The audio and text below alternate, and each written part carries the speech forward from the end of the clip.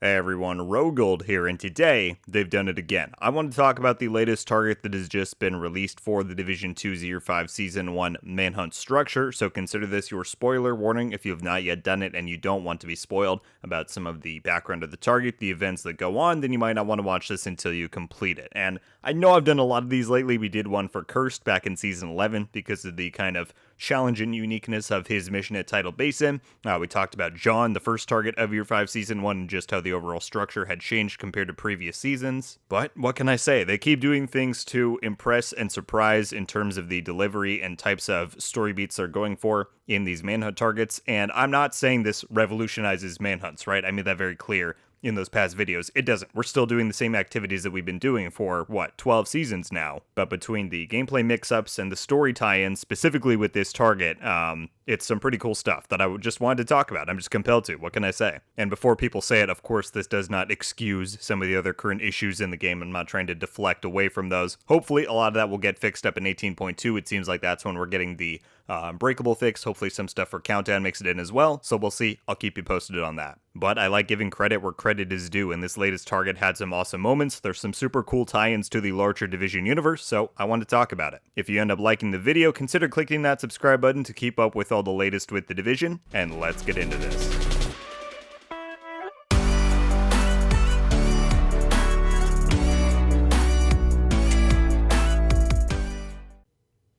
Alright, so the second target for this season's Manhunt unlocked this week of Ava Garcia, and of course I'm saying target and Manhunt even though we're now saving them, so it's not quite the same thing, but you all know what I mean. And there is some significance to her character that I did not realize, even when they laid out the roadmap of who all the targets would be. I didn't know this particular thing. But let's get to that in a moment and first talk about the gameplay. Of course, this is very similar to what we talked about with John a few weeks ago, how Season 1 has kind of revamped how some of the Manhunt structure works, where now you're kind of guided to each individual mission and activity you need to do prior to the main target saving and mission. It creates some really cool narrative cohesion, just makes it a bit more of an overall content package that feels nicer to play through, at least in my opinion. This time around, they continued that trend of varying up the gameplay. You did one of the bounties at the National Archives completely backwards, and it kind of, when I started it, I went to the main entrance where you always go in.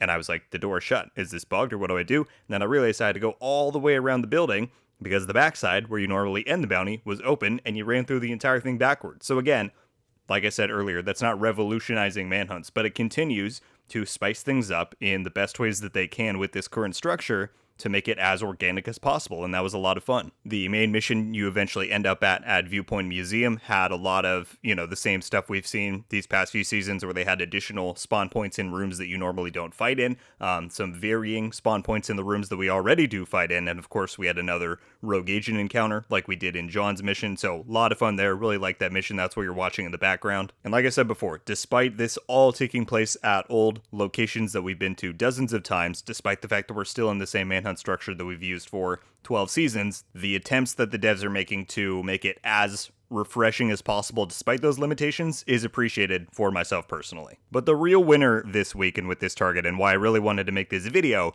is the story implications. First off, Ava is from Kenley College, and if you remember those audio lines that we collected, way back in year 1, when we did Kenley, it's the same person. They got the same voice actors back who did all of those lines back then to come back now. And if you compare the two audio sets, they very much follow the similar themes where Ava is trying to get in contact with her mom when the green poison hits, and then there's a whole sequence of events that goes on from there. So not only was that an awesome connection, but this target and Ava herself also features the most direct tie-in we've seen yet to the Division Recruited, which again, if you don't know, is the first book in the latest series of Division novels. I'll leave a link for it in the description if you want to check it out. And slight spoilers for that here that I'm going to talk about, but it's all pretty early stuff. But in the comms, Ava says that kind of the reason that we haven't seen her in so long is that after she left Kenley College, she ended up at the Athena settlement, which if you've read Recruited is the place that the protagonist of that book is at at the beginning of the story, which is just, outside of DC,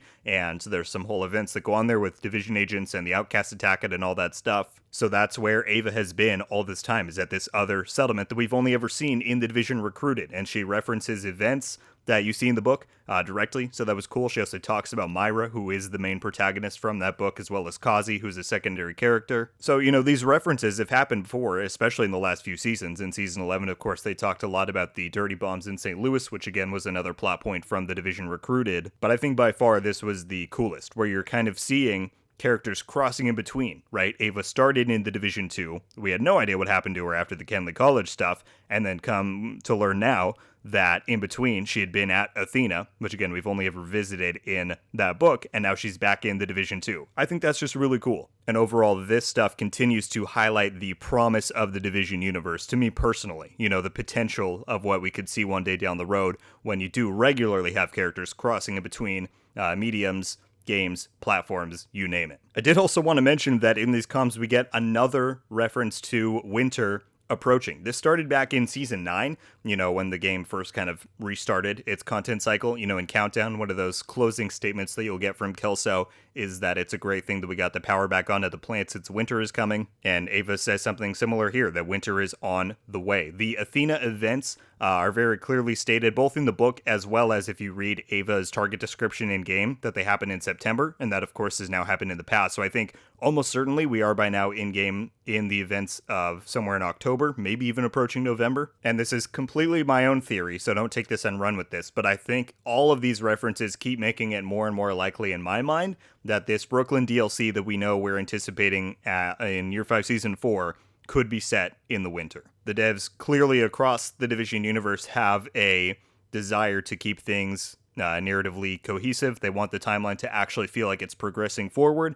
And if you're trying to tell a story that's in the winter while, the Division 2 still looks like it's in the summer, that's maybe not going to work out too well. Now, I don't think they would go back and redo both DC and New York and this new Brooklyn map to all be winter-based. That would be a ton of work. But specifically just to make the new Brooklyn map in the winter, if that's where we're going to be experiencing the latest story come season 4, I think that's very plausible, and that would be very, very cool. So that's a larger topic to talk about for another day, but I just thought I would point it out. Overall, those are my thoughts on the latest target for the Division 2, Ava Garcia. Some great gameplay moments, some really cool story tie-ins to the fact that she was the same character and voice actress that we had back in Year 1 with Kenley College, and some awesome tie-ins to the Division Recruited novel, really showcasing the promise of the Division universe. So I'm really interested to see what other targets in Year 5 Season 1 have in store. Let me know your thoughts on this latest one. What did you think of, like I said, some of the gameplay moments, the story tie-ins, all that stuff? I'll be curious to read it down below. I'm going to let some of the rest of the gameplay run here from this viewpoint mission, so enjoy. Again, I thought it was a lot of fun, so I hope you did as well. And that's going to do it for me today, everybody. Thank you all so much for watching. I'll see you in the next one. RogueGold. Ow. We've got a casualty!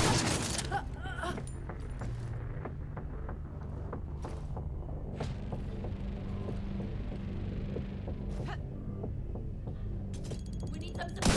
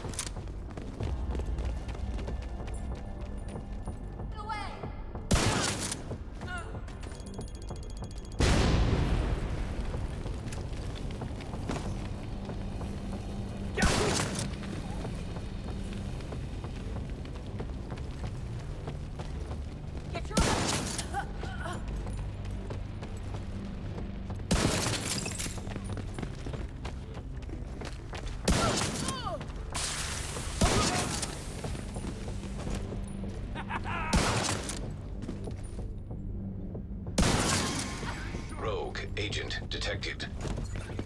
Let's get a turret up. Take cover! Grenade out! Cover me! Use emergency! Right. Deploying drone! Rogue striker drone detected. Hostile striker drone detected. Took out my skin!